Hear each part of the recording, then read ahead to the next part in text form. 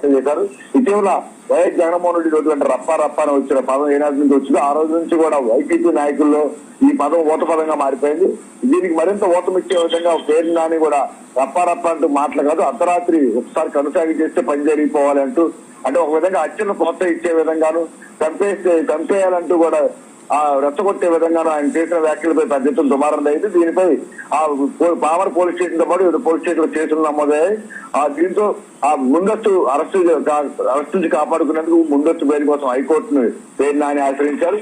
అది పేరు నాని వ్యాఖ్యల విషయం తెలుస్తున్న హైకోర్టు కూడా తీవ్రంగా స్పందించింది. ఒక బాధ్యతాయుతమైన పదవిలో పనిచేసిన వ్యక్తి, బాధ్యతాయుతమైన రాజకీయ నాయకులుగా ఉన్న వ్యక్తులు ఈ తరహా కామెంట్లు చేస్తూ యువతను పరదో పట్టించే విధంగా చేయడం కరెక్ట్ కాదని తీవ్రంగా వ్యాఖ్యలు కూడా చేసింది.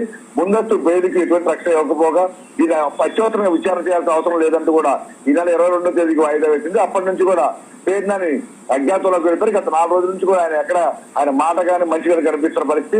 ఈ నేపథ్యంలో పోలీసు బృందాలు కూడా ప్రత్యేకంగా ఆయన్ని అరెస్ట్ చేసేందుకు గాలిస్తున్నట్టు కూడా తెలుస్తోంది. కొంతమంది వైసీపీ కీలక వ్యక్తుల ప్రమేయంతో ఆయన తలదాచున్నట్టు కూడా చెప్తా ఉన్నారు. ఆయన ఆశయం కోసం ఎక్కడైతే అనుమానం ఉందో ఆయా ప్రాంతాల్లో గాలిస్తున్న సమాచారం కూడా ఉంది. ఈ నేపథ్యంలో రేపు హైకోర్టు దీనిపై ఏ విధంగా స్పందిస్తున్న అంశంపై స్పష్టత వచ్చాక పేరునాని బయటకు వచ్చే అవకాశం ఉందని కూడా